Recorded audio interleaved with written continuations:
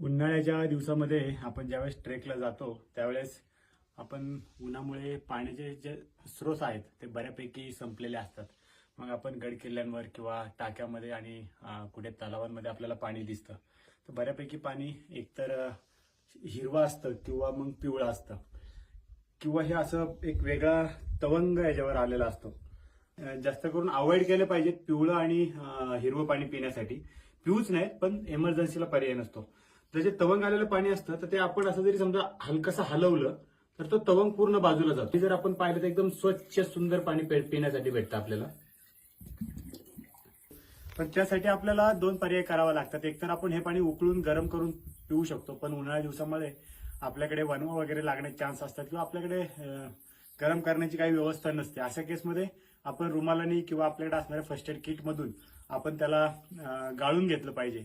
आणि तेही जर